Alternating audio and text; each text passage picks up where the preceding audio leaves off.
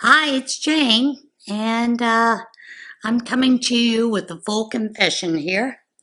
I realized when I was doing this shawl, the Tunisian shawl along, the 2007 that Arnie Grabowski had put out there, and the pattern is up and still on her website in the Wayback Machine. But I got to looking at this and I thought, the shape of this has changed a little bit and I don't like it. And I thought it was because of the knit purl rows. When I got to looking at it, I realized that I have, on these center stitches, changed the way I was doing the center stitches. So in that change, it changed the shape of the shawl and the way that it was going. So I'm going to rip it back and I'm going to show you how to pick up some stitches using a lifeline in Tunisian knit, in Tunisian crochet. So we're going to put a lifeline back here where this simple stitch is. And then I will proceed correctly with the pattern. And I'll show you how to add a lifeline. Now, for the lifeline, if you have one of these swivel hooks, most of you, where you have the join, there is a hole here that you actually put the key in to help tighten. That is where you're going to use it to your benefit, okay? And I will show you how we do that. You can do that with crochet thread, and that's what I'm going to do is with the size 10 crochet thread to add a lifeline. But first off, I'm going to show you how to do it with a simple needle, like a darning needle, something like that. All right, guys, let's get over to the table and let's fix this boo-boo. See you guys there. Okay, folks, we're at the table and I am going to start picking up these stitches. And I'm going to pick up the simple stitches so that I can rip back to that simple stitch row. And that's going to start right in here. The problem is going to be when we get up here to this Tunisian extended stitch is to pick up the right stitch. But it's a lot like knitting. When you pick up stitches for knitting. Now, I am using crochet thread. So I've pulled off a nice big long length of it. And we're going to start picking up those stitches. Okay, so we know that we need this stitch. We're going to need this one, this. Because it's Tunisian simple, it's fairly easy to pick up those stitches. It's when you get into the knit and the purl, it gets a little difficult to pick up stitches. And then you're just going to pull that thread through there. And we're just going to continue to pick up the stitches like this. And ideally, you don't want to split your yarn, although sometimes it happens. And you just want to pull that cord with you as long as you go. You could use yarn if you wanted to.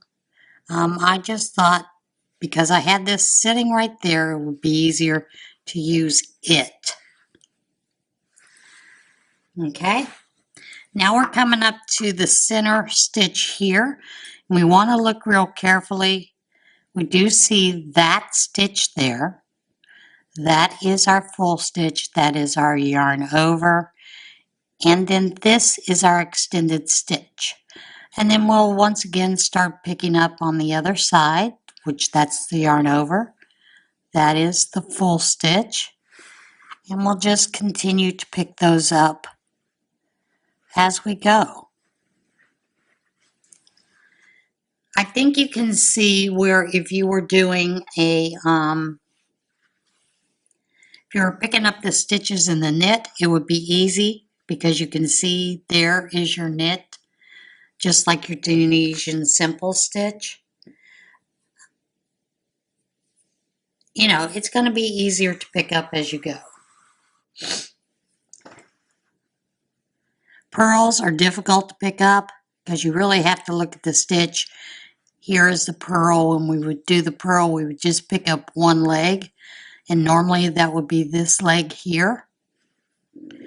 But since we're going back to the Tunisian simple stitch row, that makes it an easier system for picking up those stitches.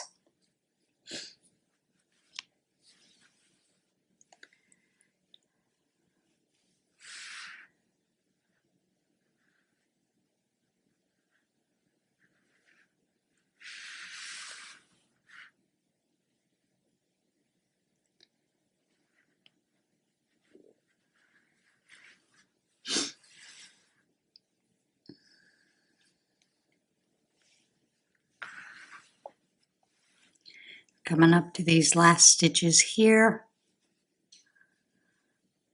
That's the last stitch there. That is the full stitch. And then here is the final stitch where we went through. Generally, I just pick up one leg of it. Just simple. I do leave a long cord. You know, I've got a big long cord. You know my love of pony beads. So generally, I will just add a couple of pony beads on one end.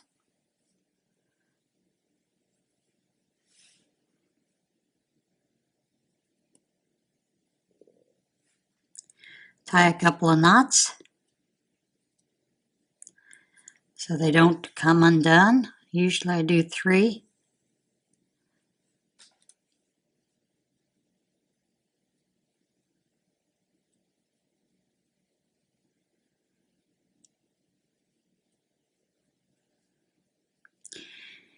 And they're easy to undo. You know, normally you would need a needle. And then I'll come back over here to the other side where I had added that, and I'll simply cut off that end. I need to get my scissors.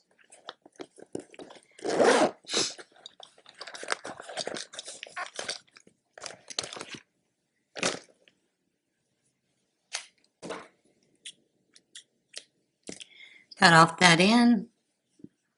Add 1 or 2 pony beads, doesn't really matter.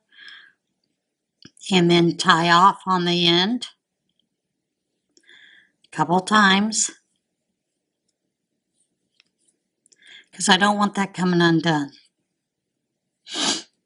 Okay? And that is how you would do it if you were using a needle to pick up those stitches. Okay? Then it's just as simple as starting the unraveling, undoing the stitches.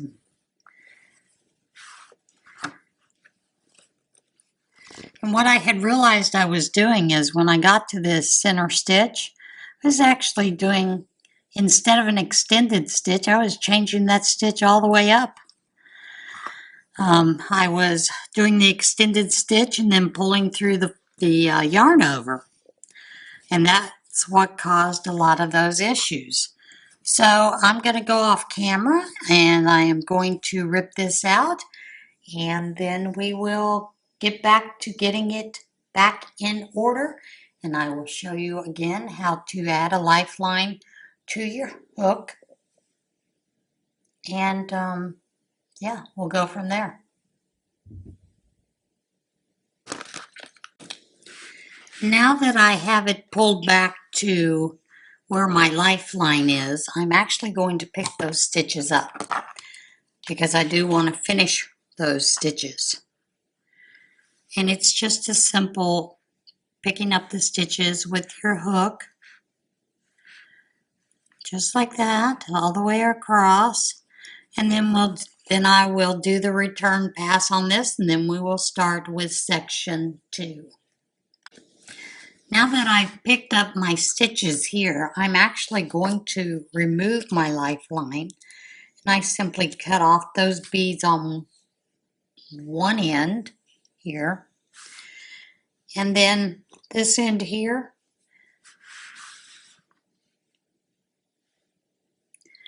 you just simply pull your lifeline through and out.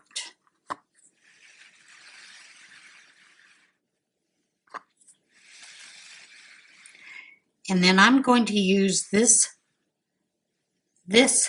again and show you how to put in a lifeline with that next row. But I am going to finish my row here, and then we will start with section 2. Okay, I'm back and we're ready to start with section 2. Now, I'm going to reuse my cord here. So I'm going to thread it through one of these holes that is here. It's kind of difficult to see.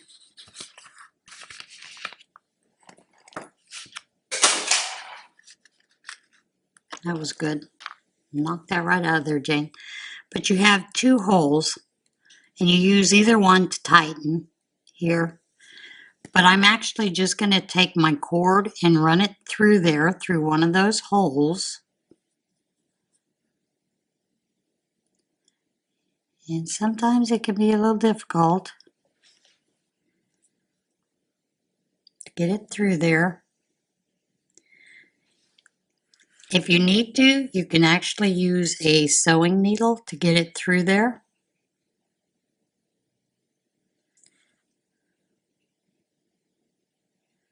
I may need to go get a sewing needle. Alright guys, be back in just a second.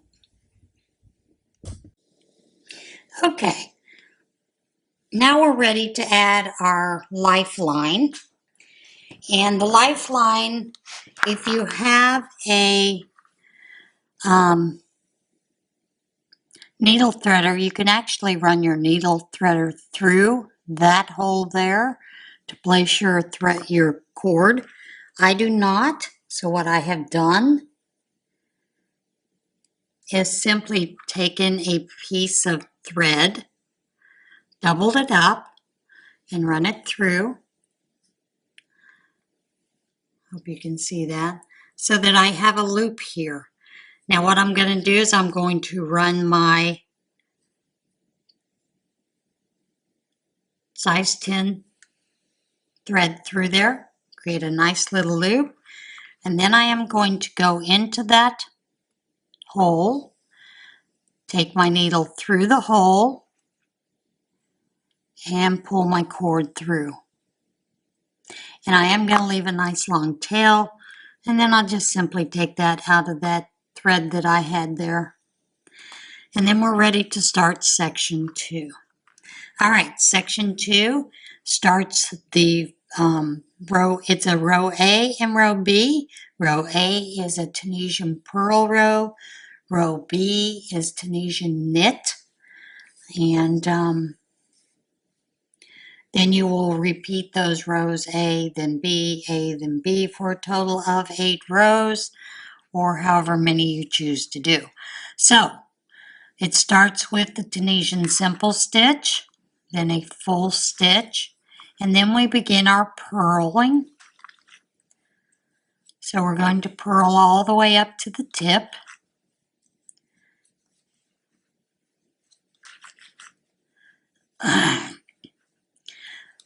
So I want to apologize for making that mistake, but I'm human.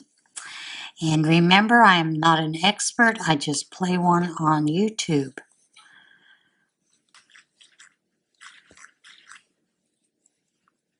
But yeah, you know, and maybe by making the mistake, it'll help you so that you too can avoid making that mistake. Like I said, what I realized that I was doing is when I got to that extended knit stitch, I was taking it through the yarn over, and that's why I had so many issues with that on the point. And you don't want to do that, so we're going to avoid that from now on. And I don't know why I realized all of a sudden that I had done that.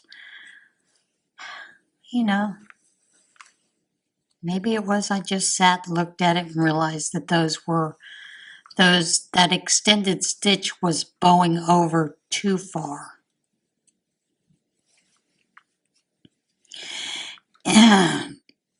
Sorry about that, folks.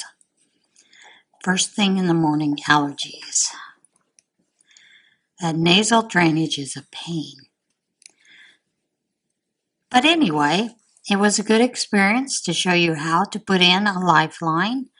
And sometimes you have to rip things out. All right, we've got up to the center point, and now this is our yarn over, so we will do a full stitch there, then yarn over, then do a extended knit stitch, which is go through that as knitwise, pull up a loop, and go through that chain. Then we'll yarn over. Our next loop, our next stitch here is that full stitch.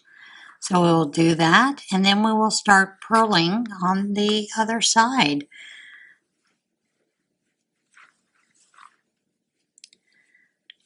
So I'm going to do this with you. As the shawl gets bigger, I will start the process with you and meet you up at the center point. But for these first 2 rows, I'll just go ahead and do them. And like I said, this is section 2, and then she calls it horizontal stripes. And I still think, even with correcting my boo-boo there, that we're going to see some curling, but maybe not. Maybe that's what caused a lot of those issues for me. Who knows?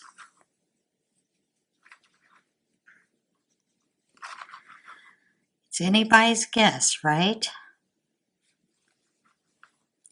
Biggest thing is to remember with this shawl is to do those increases on each end, and to remember to do the full stitch and then your yarn overs before you do your extended knit stitch in the center. And the extended knit stitch is designed simply because if you just did a knit stitch there, it would not be tall enough to create the point. And you do want a little bit of a point with this shawl.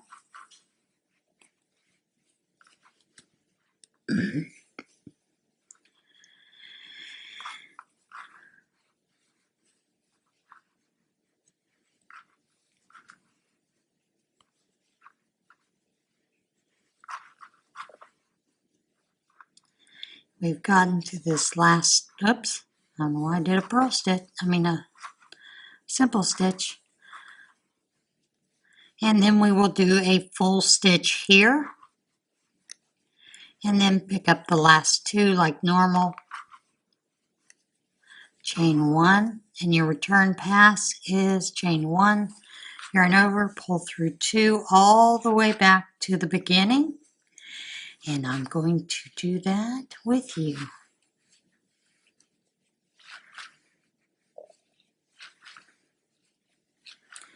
Maybe it will avoid some mistakes further on, you know? Oops. Remember to go through the 2.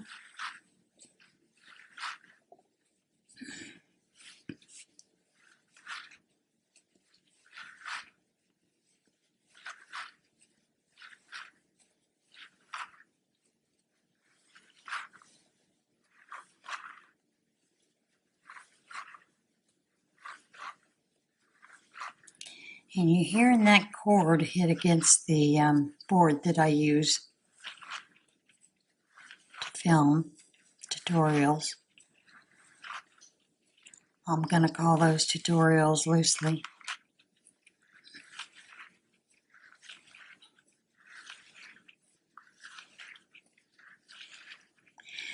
And I don't know, I do find Tunisian crochet almost therapeutic because that return pass, it it feels nice when you're doing one, especially if it's just the simple return pass, your normal return pass. When you have to do those countings as you do with that lacy star stitch, then it gets a little odd, you know?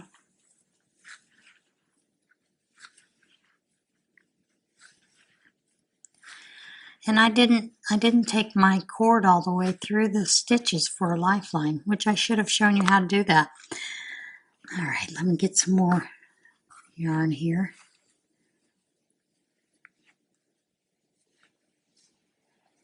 All right. Now the second row, row B, is the knit row. And you see you've got a little bit of a dividing line there. And you'll find when she has you do these sections in between, she does have you do a purl row in between to divide the sections. So let's start on that row B. Row B is our knit stitch row. And of course we still start with a simple stitch. Then we do our full stitch here. That's our increase. Then we begin the simple stitch, which is simply going through the stitch front to back, pulling up a stitch,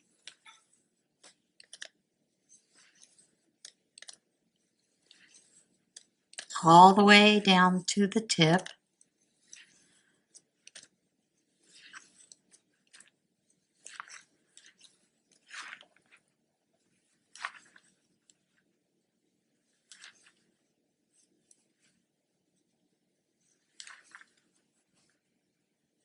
See, I got so engrossed in doing that purl stitch that I didn't show you how to pull the cord all the way through so that you had your lifeline.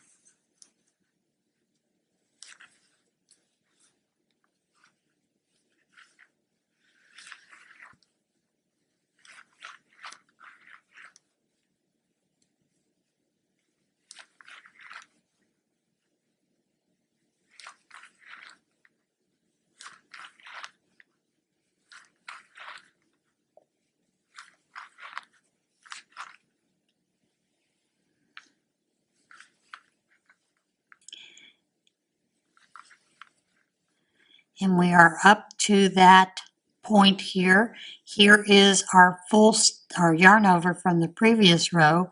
So we'll go in for a full stitch, which looks like a knit stitch, folks.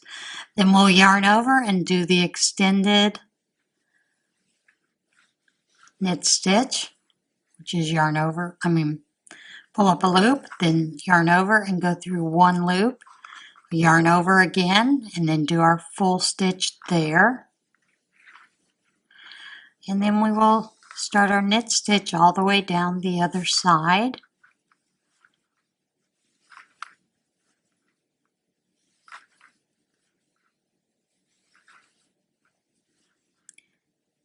Until we get to where we're ready to do our increase.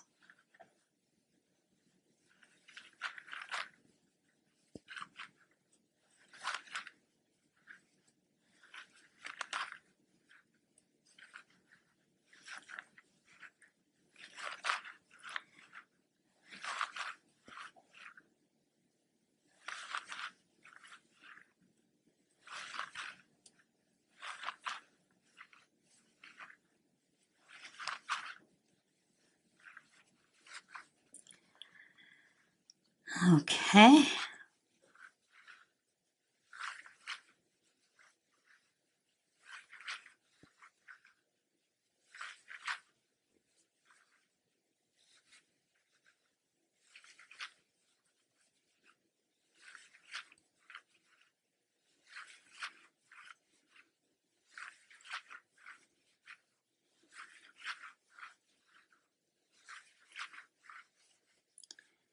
And we're down to our last two stitches. Continue to do that knit stitch there. And then we'll do a full stitch here in between. And then we'll pick up the end like we normally do for our neat closure. Now, to get your lifeline through there, you're simply going to pull your cord through. Now at this point, you can undo your cord from your hook. So you have your lifeline there. And you know, normally I like to add my pony beads. I find that that helps me just keep from losing the cord. And you know, you don't have to add a pony bead. I just do that for me. As your work gets larger, you will have to use more of your cord than you did before. That is the only thing with this. All right, then our return pass is as normal, which is chain 1, then yarn over, pull through 2, yarn over, pull through 2, yarn over, pull through 2. The only thing you want to make sure is when you're coming back with that, you're not pulling that yarn in under your cord, okay? Because your cord does get in the way a little bit there. So just make sure you don't do that. If you were using yarn in place of crochet thread, you're more likely to try to pull it through the yarn. That is your lifeline as well.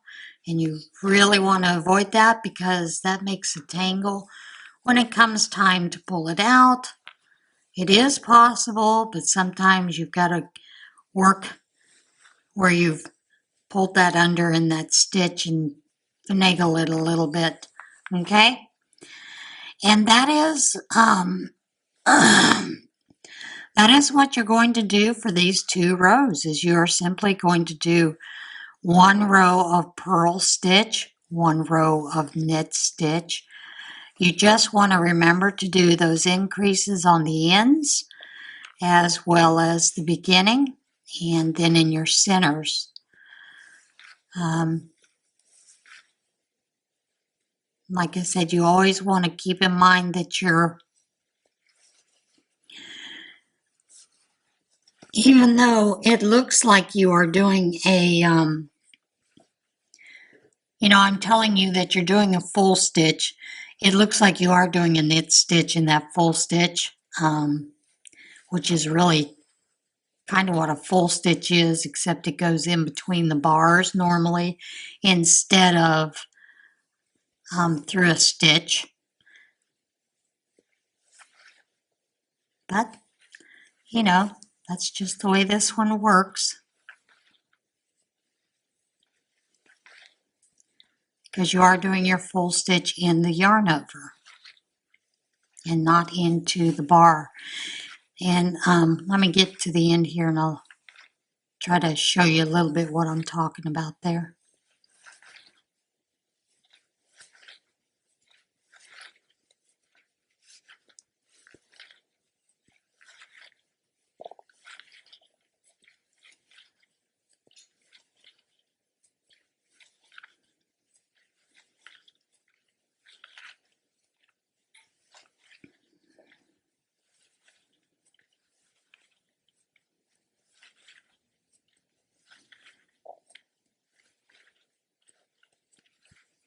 Okay, when we get back to our point, here is our Tunisian knit extended knit stitch, and this is your yarn over from the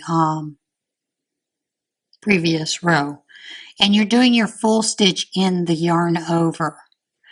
Now if you were doing a yarn over in front of that, normally it would be like in between the 2 stitches. That is the only difference in this. So I'm not sure why she just calls it that, but that's the way she wrote the pattern, so we're going to try to follow that as closely as we can. So I am going to work these up, and then on Monday we'll see if it makes a big difference in the way that the shawl actually looks, and I can already tell it's going to make a big difference. We may still see some curling up like this, but it won't be all twisted and curled up right there in the center. now that I have corrected it. And I do apologize for that. But I hope that you did learn a little bit today, at least putting in lifelines with Tunisian knit or Tunisian crochet. It is possible to do that and to use those lifelines. And I think I will do that in between each section anyway from now on. So yeah. All right, that's it. I'll see you again next week where we will do section 3. All right, folks, have a great week. Bye.